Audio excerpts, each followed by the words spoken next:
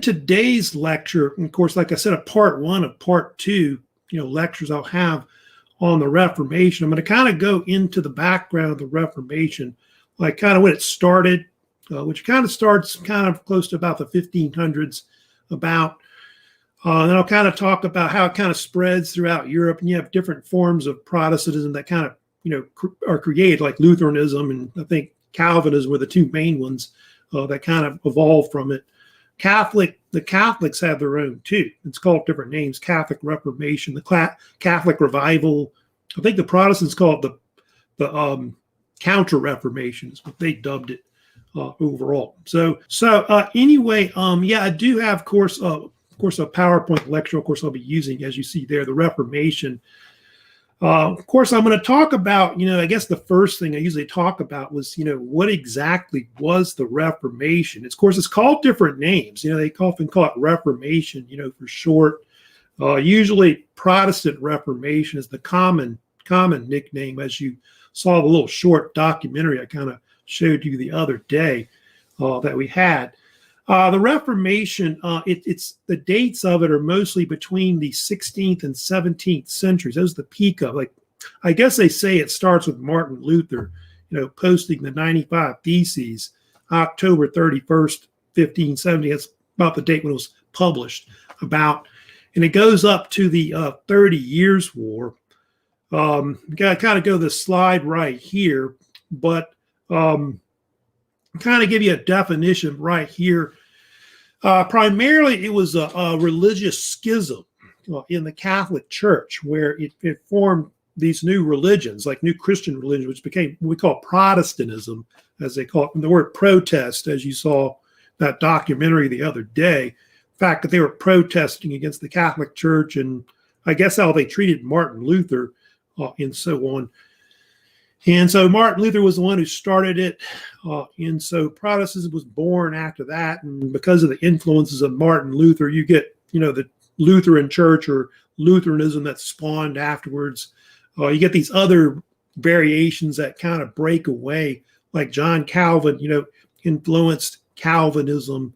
And you have even like other movements, Anglican Church, Anglicanism in England, which was mostly influenced by Calvinism, as an example. Presbyterianism in Scotland, of course, because of John Knox, who was influenced by Calvin also as well. You even had radical reformers in the Reformation, like the Anabaptists, that kind of broke away. So you had all kinds of different, movements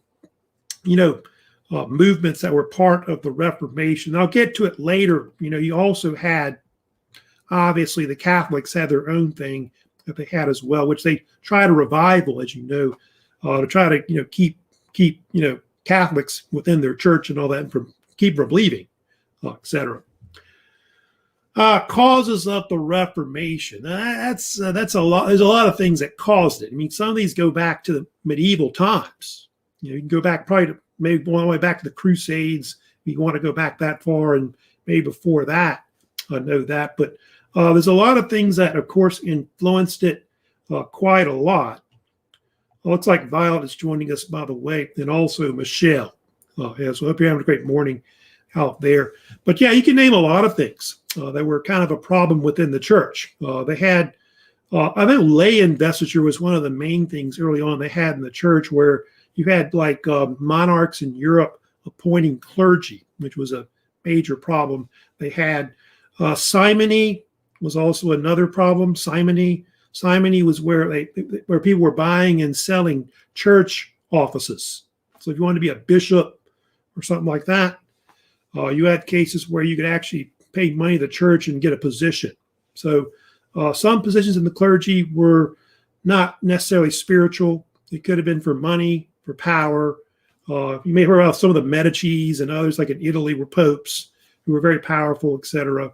So you had that going on. Obviously, when Martin Luther went to Rome, he realized that a lot of the clergy were living in luxury, where, like everybody in his parish, were all poor, like in Germany, as an example. Obviously, you saw in the video that, clergy a lot of times were not celibate. They often had affairs with nuns, were secretly married. They had children a lot of times they would actually say that that's not my son, that's my nephew. We kind of cover it up. You may have heard the story of Peter Abelard, right? And the ex-nun Heloise, I think, was kind of famous in the Middle Ages. I want to say 12th century or something like that. Famous for, like things like that, clergy, having affairs with nuns and women. That's kind of common back in the medieval times and all that. I think now it's like kind of a problem with some clergy having affairs with other priests or nuns. That still kind of goes on, as you know, today. So yeah, those are all examples of it. But there was one thing I guess I'll mention about which, was really the biggest issue that they say caused the whole thing with Martin Luther later, which I'll get into who Martin Luther is in a second about that. But that was the issue of indulgences. That was, of course, a major problem that really they think helped spawn the whole Reformation, which was later, by the way, abolished by the Catholic Church in 1567. And that was the idea that if you had relatives that were in purgatory, that you could get them out of purgatory to go to heaven by paying like a certain fee to the church. It's called an indulgence. And it became this remission of punishment caused by sin. And so they say that was one of the major issues, the selling of indulgences, 16th century, that really they think helped spark the whole Reformation to actually begin. Other things were done before. There actually were other people that tried to do the reforming. You may have heard of Jan Hus. I think he was in Bohemia, tried, but he was burned at the stake.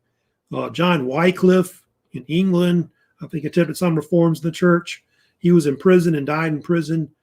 So yeah, earlier people, you had some people trying to make reforms, but before that, but they weren't as successful, of course, as Martin Luther was. And of course, there is, of course, a picture of Martin Luther, of course, you're looking at. Martin Luther, of course, very important reformer when it, of course, comes to the Reformation. And Martin Luther was actually a theology professor at the University of Wittenberg, highly educated, multiple degrees, I think a PhD in theology. He was also an Augustinian monk in the Catholic Church as well. And I think originally he wanted to be a lawyer, but I don't know if you know the story about Luther. He was out in the middle of a storm when he was maybe about 21 or something like that, and he got struck by lightning. And so he decided after that to join the church. And so Luther basically, Luther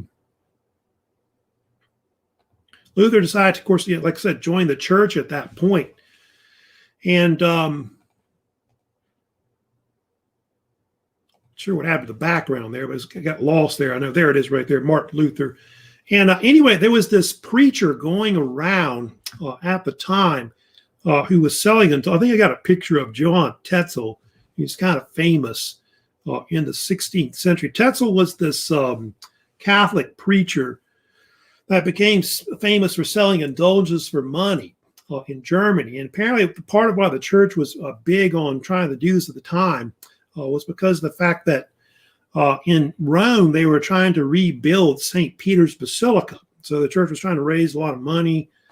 And so Tetzel basically was just selling indulgences, like hotcakes. It's just basically, he gave him the money, he would give it to you pretty much. And that angered Luther a lot. Luther was angry about this. He felt like it didn't really, save your soul. That was in purgatory, because he felt like people were trying to buy their way into heaven. And so he decided to basically write something about it. Hey, Shekinah, what's going on this morning? And so, yeah, if you know about it, the famous document that he eventually would publish became very famous, called the 95 Theses. And this was a document which, basically a dissertation is what it really was, that he posted supposedly to one of the main churches in Wittenberg in Saxony. He was actually lived in Saxony, Germany, within the Holy Roman Empire at the time, which is what they called Germany in those days. Posted at the front door of the church, which is now famous as the so-called thesis door, that they call it sometimes. It's now called, I think that the name of the church now is called All Saints Church. It's now a Lutheran church, but originally was a Catholic church. Supposedly it was posted at the door on October 31st, 1517. If you know about it, it's kind of apocrypha that supposedly he himself went there and posted to the front door. They don't think that's true, actually, about what happened. So it's likely he probably sent somebody there to maybe post it. But I know he sent a copy of it to the Archbishop of Mainz in western part of Germany. And that's when it went all the way up to, of course, the Pope, is what would eventually happen, of course, with that. So, yeah, there's Martin Luther posting the 95 Theses. Here also is the picture of the so-called thesis door, as they call it now called All Saints Church in Wittenberg, Germany. And looks like Chastity's joining us also this morning as well. So yeah, the All Saints Church.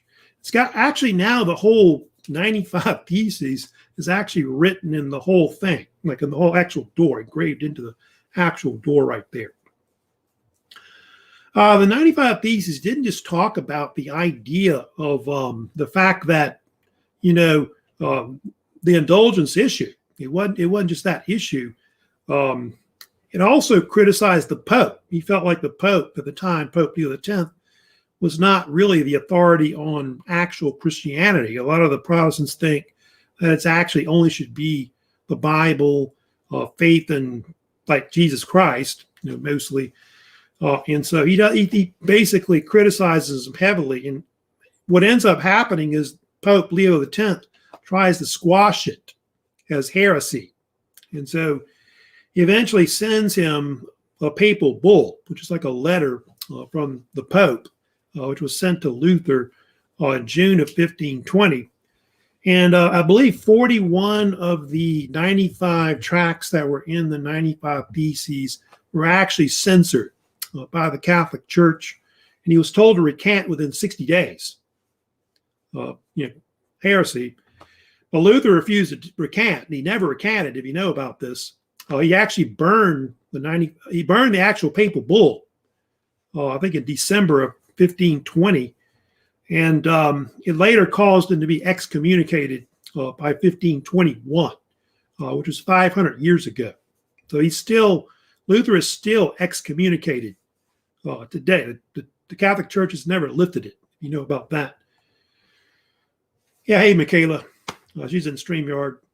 But anyway, so yeah, that's basically how, the Protestant Reformation would start at that point. I think I've got another picture showing, where is it? Of course, there's a picture of Martin Luther and Pope Leo X. Those two, of course, got in a big row, over this issue of what he wrote. Here is the actual, I'll show you a picture of this, but there's the picture of the so-called Luther Eich, which is Luther Oak, which is in Wittenberg, Germany.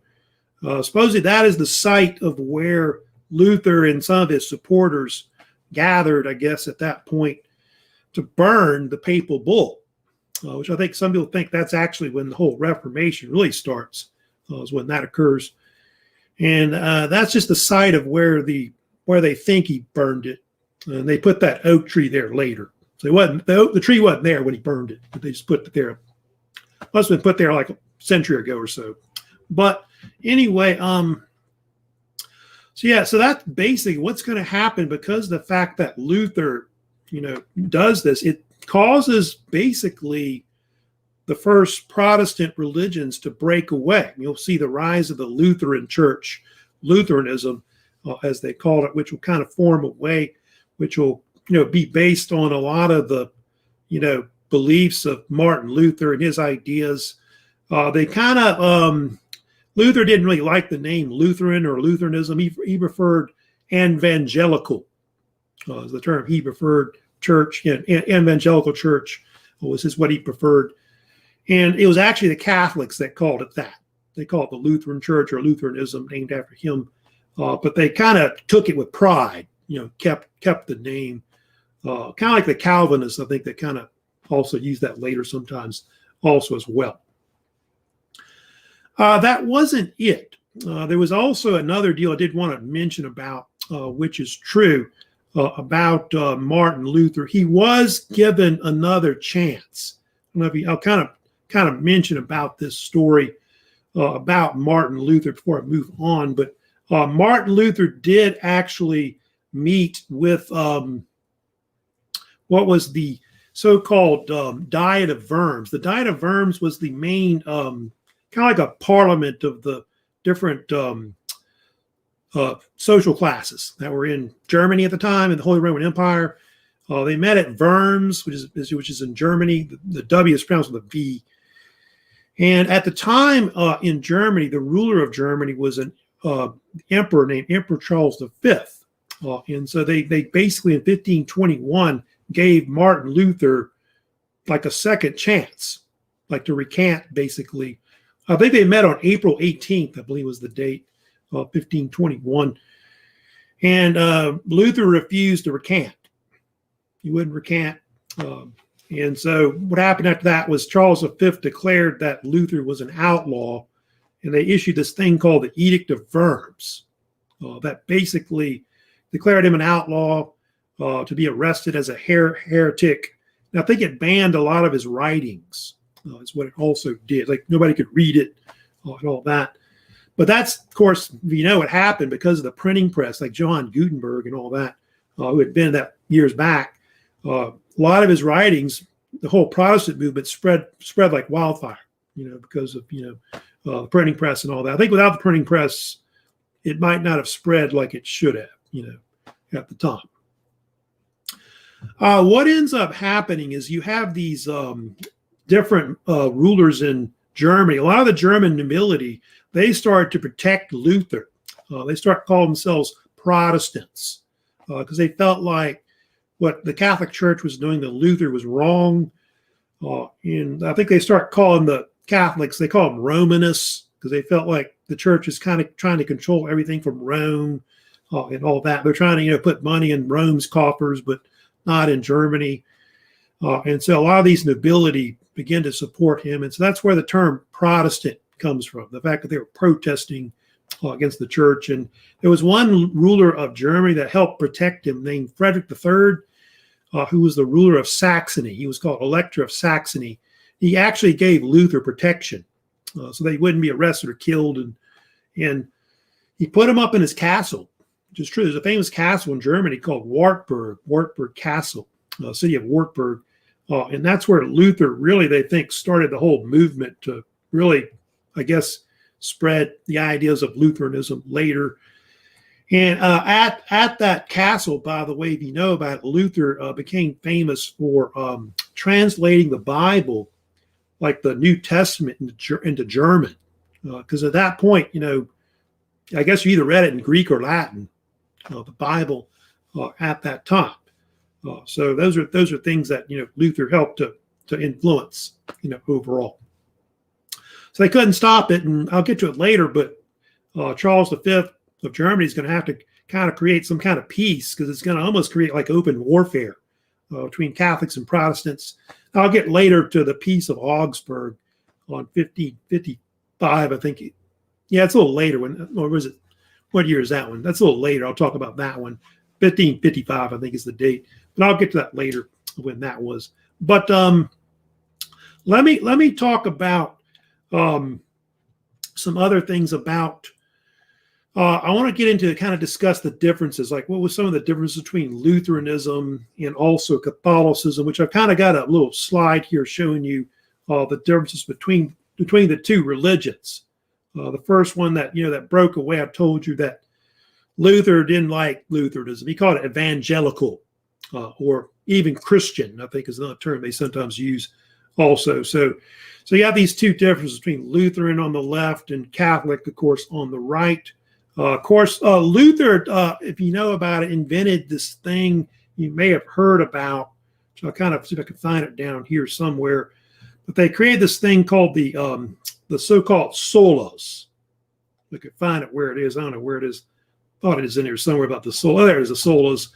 But yeah, there was various Protestant statements about their beliefs, which you may have heard of some of these, like sola gratia, which is grace alone. sola fide, faith alone, sola scriptura, scripture alone.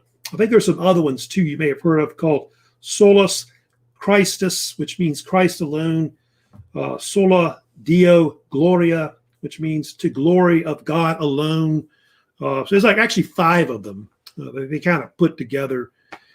And so they put more emphasis, obviously, on faith, the scriptures like in the Bible, rather than say the fact that the Pope in the Catholic Church is the authority in Christianity. They kind of rejected a lot of that.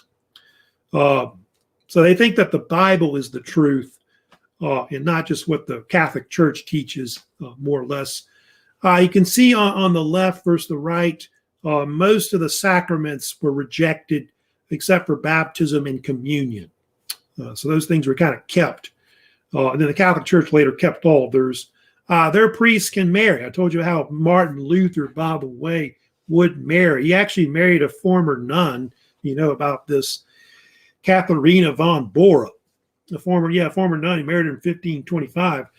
I don't know if you ever heard the story about this, but apparently there was a deal where I think a few years before, I want to say 1523 was the year, he helped these 12 nuns escape a convent, and he found like 11. He found 11 husbands for them to marry. Luther really believed that women should get married and things like that, and have children. And he couldn't find, apparently the last one, Katharina von Bora, he couldn't find a husband for her. And so if you know about the story about that, she said, "You ought to marry me." And so I think she actually asked him to marry him. And I think she was like 15 years younger than him. He was like, I want to say 41. I think she was 26. They had 6 children, by the way, later, Martin Luther with her. So it's kind of interesting about that. But yeah, that's one thing that's different, the so-called clerical marriage that, of course, you see with the Protestant faith later, overall. Communion is the body of the body and blood of Christ. That's one of the big differences between that bread and wine. They kind of separate it. It's one of the things that, of course, you have later.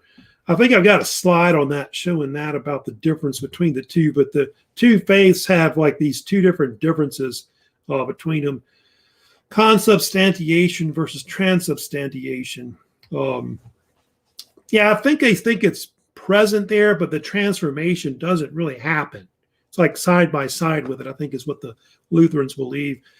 And then in the Catholic Church, they actually do believe that they do convert, that actually the bread and wine is actually the body and blood of Christ. So that's something that's one of the differences between the two and how it's different. And sometimes they'll actually call it the Lord's Supper or something instead of communion or Eucharist, being used overall.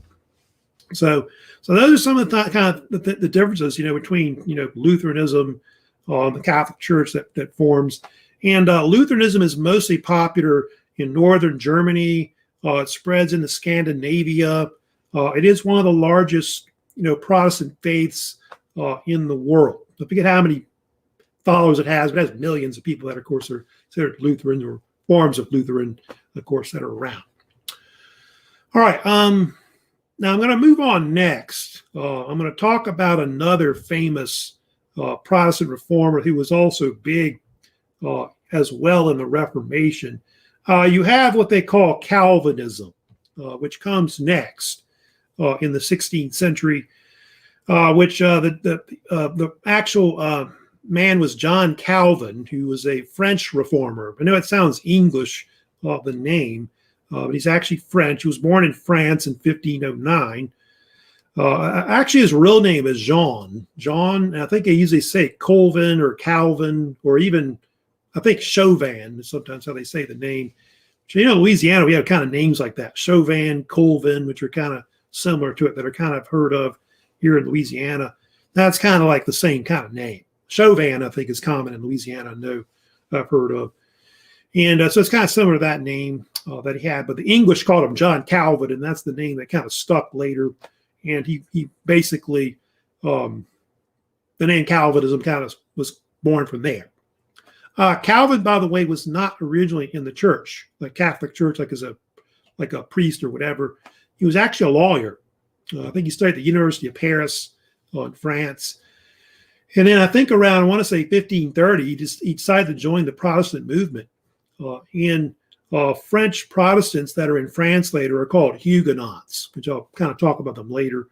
But he would go on to found a book, which was very famous, which I got to go up here. It's called the Institutes of the Christian Religion. And it was published in 1536. It's a very important book. The Institutes is usually what they call it for short, and became like this textbook, if you want to call it, for how the Protestant faith worked. And a lot of these, Protestant reformers would even create their own like Protestant type masses that would replace the Catholic one. Even like if you know about the Catholic Church, they have the Roman Catechism. The Protestants even have their own Protestant catechism to teach people about the main beliefs of their religion and so on. So it's a very, very important work, seminal work, the Institutes. And it had a major influence on the Calvinist movement, not just the Bible overall. Their churches were not really called Calvinism. It's a kind of a name that they call it later, but they're either called Reformed churches or Reformed Christianity, or some of them are also called congregational, or congregational, I think is actually the term, congregational churches as well. A lot of these you may have heard of, like, I guess churches that would kind of be like that would be like, like the Puritans would be kind of like that, would be in it later. The most famous, I think that kind of broke away later, was in Scotland. You had the Presbyterian Church or Presbyterianism, which would form. Calvin would later flee to Switzerland because, France is mostly Catholic. And so they were persecuted heavily there, their Protestant faith. Went later to Geneva. And apparently John Knox, who went to Switzerland for a while, met John Calvin. And he decided to bring back some of Calvin's ideas to Scotland. And so they got rid of the Catholic faith and formed basically their own church, the Church of Scotland, as they call it later. And I don't know if I'll talk much into the Church of Scotland, but they kind of were heavily influenced by the Calvinists, who put a lot of emphasis on the idea of church government controlling like society. And so like I know in Scotland they have the so-called presbyters, or these church elders that run the church. And that's kind of what a lot of these Calvinist type churches have. Like in Massachusetts, the so-called Bible Commonwealth, in British America, you've got all these different Puritans that are obviously influenced by Calvinism later, like in New England, as you see there. But Calvinism has different ideas that they, of course, push that's in their religion. Predestination is a major idea that the Calvinists kind of a lot of believe in overall. It's this idea that God has already predetermined like whose souls will be saved, whose will be damnation to hell. If you know about that. Now, actually, I think they believe it, that a lot of this is from the beginning of when God created the world. God's already decided how everything's going to be, the whole world from beginning to end, and God knows everything. I think also some of the Calvinists even believe that there was a certain elect, they call it the elect, I think is what they called it, those that would be saved, and then those that would not, basically. So Calvinism was heavily influential. It heavily influenced, as you know, the Anglican Church, like in Britain, as you know, would be heavily influenced also by Calvinism as well. Though it kind of has some Catholic ideas in it too, as well. But probably Calvinism had the biggest influence, like in America, like the United States later. Most of your Protestant religions are more influenced by probably Calvinism more than Luther, believe it or not. Also, another thing about Calvin, I guess I kind of mentioned about Calvin was known for, and a lot of these other Protestants formed these different cities, like ideal cities, like in Switzerland, like Geneva, as an example, because that was one place that a lot of these Protestants fled to, was Switzerland. Geneva, Zurich, a bunch of other cities that are in Switzerland today. And Calvin eventually would set up kind of a theocracy, is what it was, where they were governed like by a church government I'm talking about. So you have basically religious leaders, would run the city, which was based on, religious ideas in the Bible, et cetera. And so a lot of these laws were very strict. You can see here in this list right here I've got, but some of these example, everyone had to attend like religion classes or whatever, go to church. You couldn't wear certain color types of clothes. You couldn't play card games, gambling, things like that. I think some people call those later what they call blue laws. I think that's what they call it later.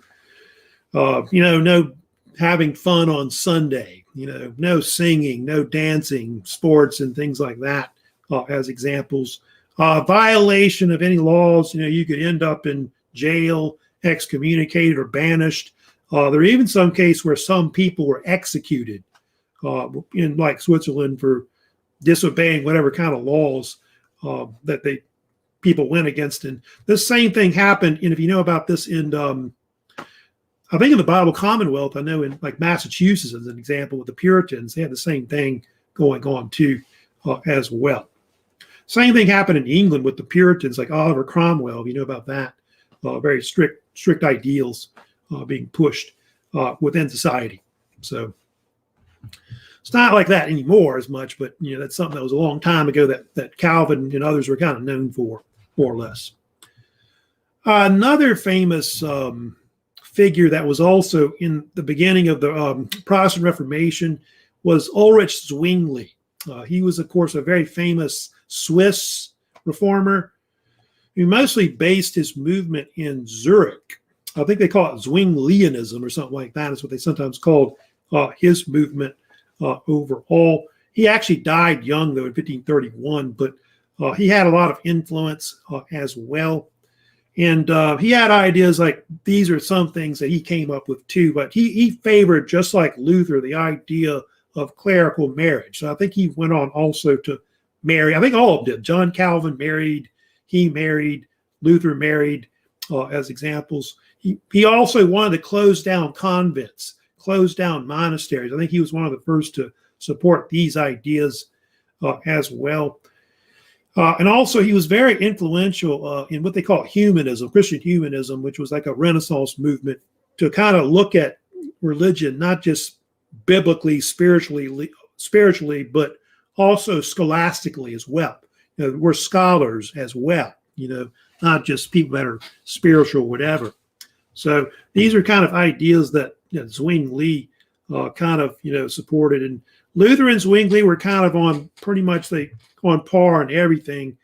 However, they had this issue. I don't know if you know much about it, but Zwingli and Luther did not agree on the whole Lord's Supper or communion, like what it should be, basically. Like Luther said, it happened. It was side by side with it, but Zwingli felt like it was more like symbolic. He didn't agree with that, what Luther wanted with that. And so that was a major issue that kind of helped to split the two. This happened in 1529 in Marburg, Germany. The Marburg Colloquy, I think they call it, I believe. They dub it sometimes when the two met. And it helped to kind of divide Protestantism into different sects afterwards that you'll have later. They keep splitting and splitting, in the different religious groups, of course, later. So yeah, it's kind of all these different Protestant reformers you start seeing that were kind of involved in the Reformation. Then they had others that were even went beyond that were kind of more radical. That you had the so-called radical Reformation that started in the 16th century, where you had various reformers that didn't like the Catholics or the Protestants. They didn't agree with the Calvinists. They didn't agree with the Lutherans. They wanted to break away from them as well. And the main group that was mostly involved in that were the Anabaptists, who were mostly living in predominantly Germany, Switzerland. Here they are right here, of course, the Anabaptists right there. And the Anabaptists were kind of controversial at the time for some of the things that they practiced more or less. And one thing they did not really agree on was the whole thing about what we call, so-called baptism, that was one of the main issues. Infant baptism, of course, we're talking about what the Catholic and Lutheran churches practiced. I think in some Protestant churches, they don't call it infant baptism. They call it a christening, about that. And the Anabaptists started practicing what they call a believer's baptism. Some people call it adult baptism if you want, but it's usually called a believer's baptism. And it's this belief that you shouldn't be baptized until you're conscious of what you're doing, like as a Christian. So when you're an infant, you're not conscious about what you're doing or whatever.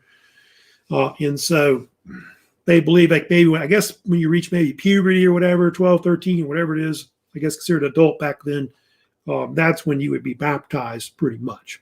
So a lot of these groups, like you've heard of, like the Mennonites, the Amish, the Quakers, et cetera, these were groups that kind of broke away from that over time. They kind of were part of the radical Reformation at one point, especially the Mennonites, the Amish. You may have heard of the Hutterites, too. Hutterites, another group that was also famous. They were mostly around from Germany right there.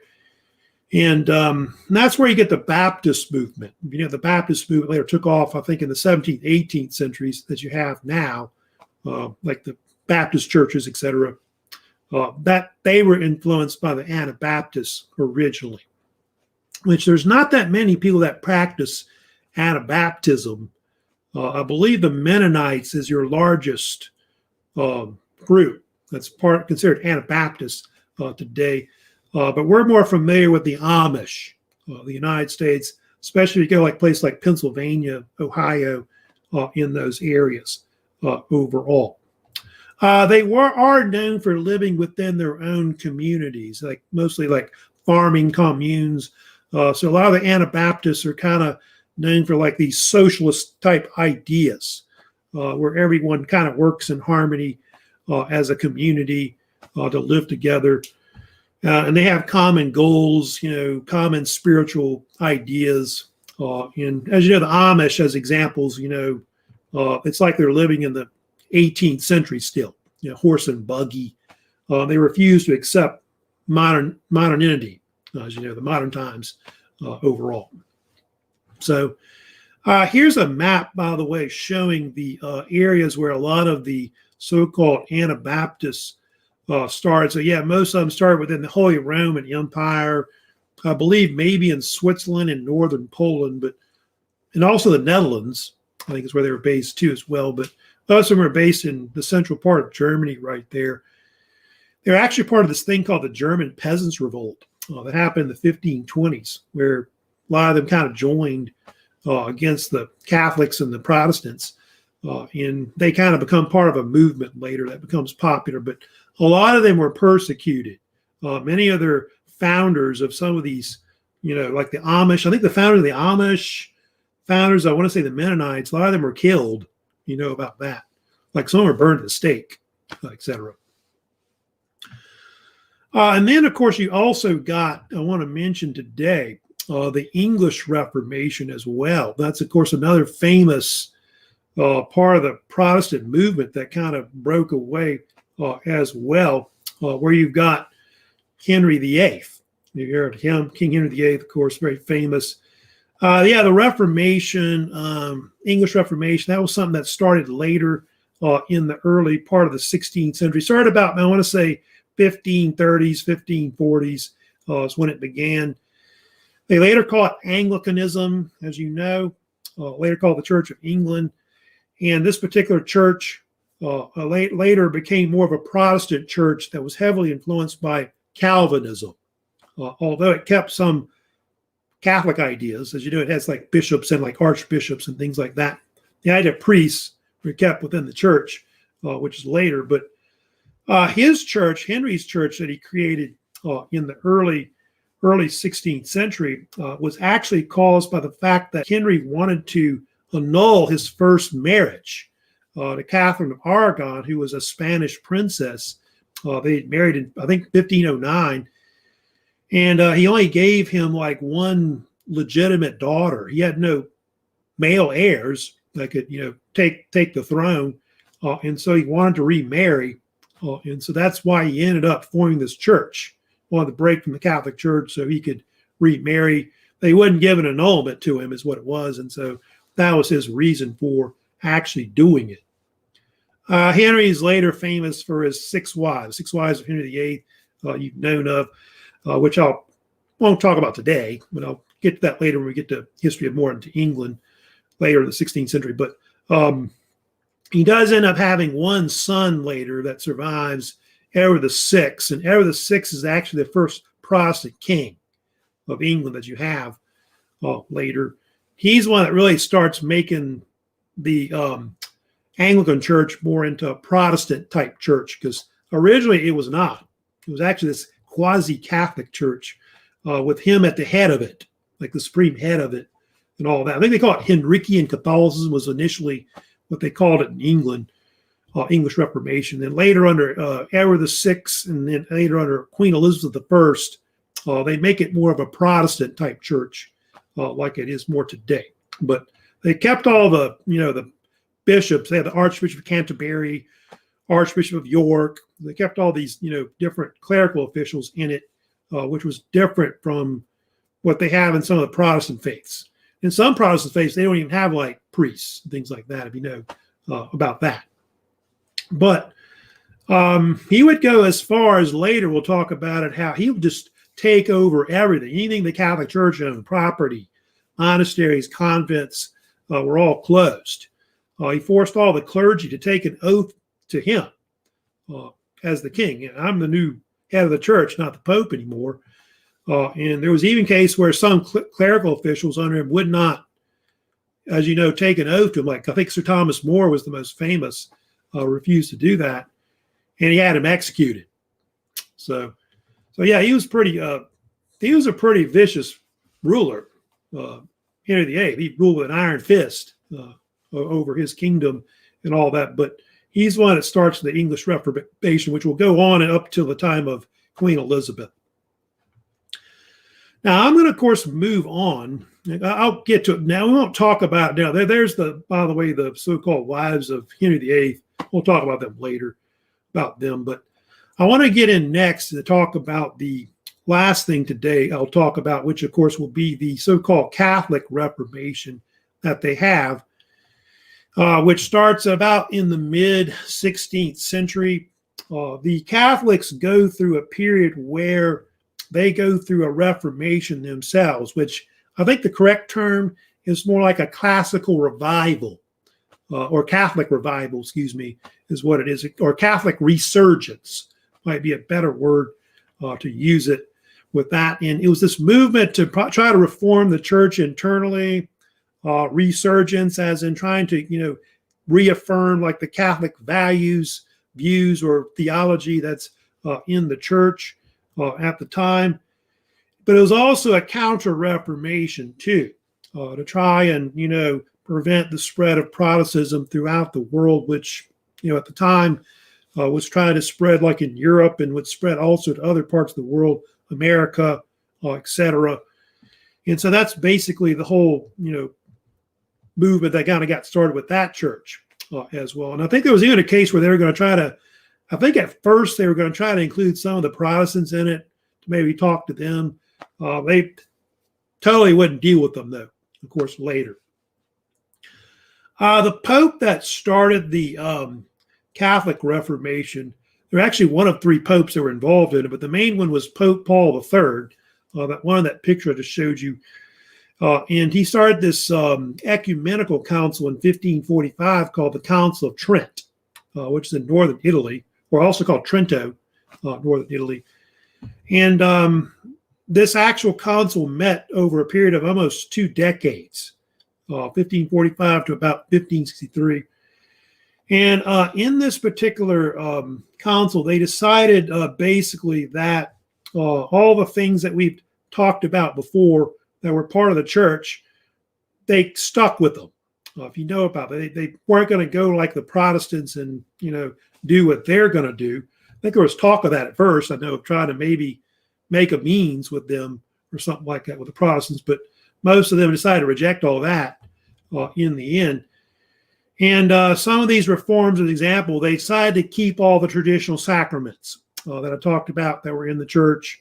that, the Protestants wanted to reject, except for communion and also, I told you, baptism. They kept all the saints within the church. The Virgin Mary, the veneration of the Virgin Mary was also kept as well, which those two things, the keeping of the saints, the Virgin Mary, which Protestants reject mostly, they didn't like that. That was one thing that really helped to split the two, was that. The Vulgate Bible, which is the Latin-based Bible that was translated by St. Jerome back in ancient times, that was something they kept as well. So they said that the Bible would be mostly kept in Latin. You had to read it in Latin, not some other language. Now you can, obviously, but at the time you could not do that back in the early modern times. Latin Mass, up to like the 20th century, all Catholic Masses were in Latin. So like in Europe, where I guess we're in Germany or England or wherever you are, they started to do all the Masses in their traditional vernacular language. So Germany and German, England and English, they started doing that, as you know. The Roman Catechism was created by the church through this council to teach, Christians about their faith, theology. Seminaries were created also. They started creating schools to educate priests, and something they never really had before. I think mostly before, you learn through monasteries, I guess, as monks or whatever. Now, the Roman Inquisition, that was another thing that the church started doing starting the 16th century. They started cracking down on heretics. There would be like a council, basically, that would look into heretics. And the story about Galileo, famous Italian scientist, he got caught up in that, as you know, later on, as an example. Also, something that's very famous with the Counter-Reformation, the Catholics at that time, they created this list of prohibited books, like books you couldn't read if you were in the Catholic Church. Actually, the Latin name is Index Librorum Prohibitorum, and these were various books that the church banned, whether it be Protestant works, Luther, Calvin, Zwingli, whatever. You couldn't read anything that was a Protestant type, religion, works like 95 Theses, whatever it is, Institutes of the Christian Religion. Later, they banned other stuff like Voltaire. You may have heard of a writer who was banned later. Denis Diderot. I think a lot of these French writers I know were banned later overall. Probably Descartes and a few others. Erasmus was banned. Was a famous writer, I think, in northern Germany. I think he was banned, his writings. They didn't ban Darwin, which is kind of weird. Like Charles Darwin wasn't banned for some reason. Galileo's works were banned. They couldn't read various scientists and stuff like that. So that was around until 1966. This actual ban on various books. You can kind of go look them up if you want, but they're still pretty much there. But I think the church is more open now about different things, and I think even they've opened up with other religions, trying to kind of make peace with Protestant faiths, the Orthodox faith, and even the Jewish faith, as you know, overall. Of course, another famous thing that's well known about the Reformation was the rise of the Jesuits came about, which you see the symbol of the Jesuits, which is right there. And the Jesuits was this famous order of priests that formed around 1540 called the Society of Jesus. They had a major hand, as you know, in the Counter-Reformation, trying to, basically go around the world. They were famous for doing a lot of missionary work throughout the world, formed schools, universities. You may have heard of Loyola University in New Orleans, Louisiana, famous Jesuit school, of course, founded there. So that's something that the Jesuits are well known for. And the founder, it actually had three founders, but the main founder, of course, you may have heard of, is Ignatius of Loyola, who was actually an ex Spanish soldier, believe it or not, that became a priest in the 1500s. And he wrote a book, by the way, that became very famous with the Jesuit order, which is called Spiritual Exercises. It's pretty much their main book of how they practice their order. And the leader of the Jesuits is called a superior general. So it's kind of got this quasi-military thing to it, I guess, if you want it. And they're kind of famous for their black robes that they would wear, like you're seeing there. And they went all over the world. They went to like the Americas trying to convert people. They were in Africa. They went even, I think, as far east as like China and Japan, the Jesuits. So they kind of go all over the world trying to spread Catholicism and trying to prevent Protestants, I guess, from, having their religion and all that. So that's who Loyola is. They also have others like, I think, what was the other ones? I know Peter Faber, I think, was another one who was a founder. And also St. Francis of Xavier. You may have heard of him. He was another founder of it too, like Xavier University in New Orleans. Of course, another famous Jesuit as well. The current Pope, by the way, Pope Francis, is a Jesuit himself. If you know about that, which is, I think he's the only Pope that's ever been a Jesuit, which is maybe controversial, whatever, but something that he is kind of known for. I don't have a picture of this one. Actually, I think I do have a picture of it. I'm not mistaken. I can find it here.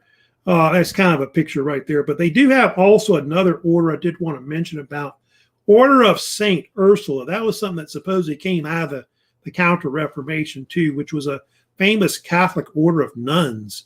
They called themselves the Ursulines later. That's actually a famous school there, the Ursuline Academy, which is in New Orleans, Louisiana, one of the oldest school for girls, by the way, in the world. And they were famous for educating girls, running convents, running schools, things like that. And so they were also part of this Catholic revival as well. It's a famous school there in New Orleans that's still there. One of the oldest schools, I think, in New Orleans, believe it or not. Of course, Trevor's asking about Darwin. Yeah, I guess they're kind of into that, that kind of thing. They don't really reject it, I guess. Theistic evolution. Yeah, I guess they kind of believe that today. It's kind of more into science, but yeah, it's weird how they didn't reject that. Seems like they would have. But I guess they think that man did evolve over time, maybe after God created man, maybe, or something like that is what it is, I guess. But I need to talk about one more thing I forgot about, which besides the Roman Inquisition thing, there was something else, if you know about it, that's well known, of course, in the witch hunts. Yeah, witch hunts. I need to talk about that, the witch craze. That was something that they think that the Reformation and probably the Renaissance helped spawn in Europe. That was real big, as you know. In the 16th, 17th centuries, you had the peak of witch hunts where people went crazy and they hunted down witches throughout the world. That's mostly in Europe. It's Europe and America. I think Europe and the New World is where most of this happened.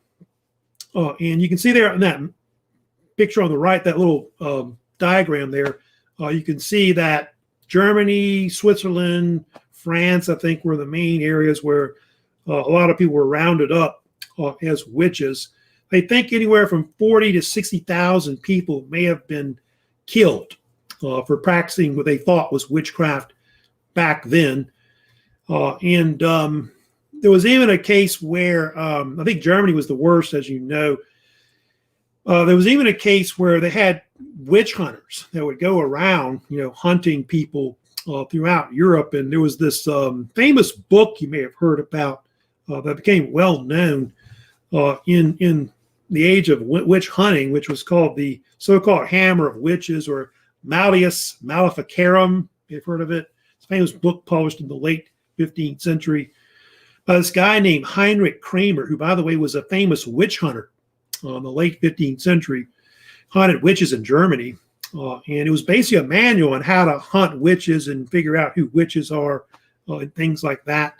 And so a lot of people were tortured, about this. And of course, people would confess, I'm a witch, because you're being tortured or whatever. And so a lot of cases, they would torture people with different instruments of torture, which you see here. I'll kind of show you this, but anything from ripping your breasts off if you're a woman, burned the stake, the heretic's fork. You see there, that's another one. The wheel or the rack, I think was another one. They would torture people.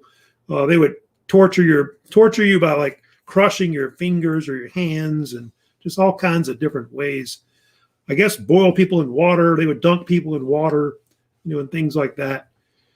And I think if you were a woman, you had a lot of cats or something like that. they thought you were a witch, maybe.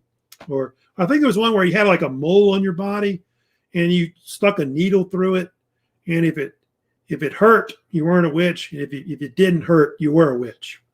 Or they dunked you in water. If you floated, you were a witch. If you sank and drowned, you weren't. Things like that. And of course, the Salem witch trials, about that in the late 17th century was an example, of course, in American colonialism that they had, where they killed a bunch of people, mostly women, I think, were persecuted the most, more than men. So it's kind of a side history, I guess, that was kind of part of that, which kind of goes up, like I said, to the 17th centuries when they had that. But eventually they got rid of that stuff, later, especially after the whole religious wars kind of calmed down. So that's it for my lecture today, like part one, of course, on the Reformation. Next week, of course, I'll be getting into like the second half of the Reformation. Mostly I'm going to talk about religious conflicts that happen in Europe, like religious wars. Like in France, they have the French Wars of Religion that occur. I'll talk about that. They also have the 30 Years' War, which was really the bloodiest and the peak conflict of the Reformation. I'll get into that. And I'll talk maybe about a few other things. And we'll probably have a quiz, coming up, on these two lectures on the Reformation. That's it for this week. I want to remind you before we go, though, I think I told you how we have some assignments, that are coming due. I know the main thing I told you about is the pretest, the contract policy page. Those two things are due coming up. So try to get those done for me in Canvas. Also, if you, like I said, if you know what your book is for their book report, email me that. I guess between now and next week, get that done. If you're interested in the Veterans Project, also let me know as well about that.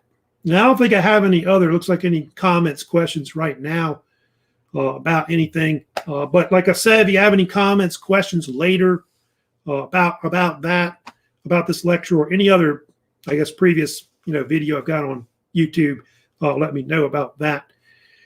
And that's it for the week. Of course, I'll see you next week. Hope y'all have a good weekend coming up. Hope you're having a great, first week of classes at BRCC and all that.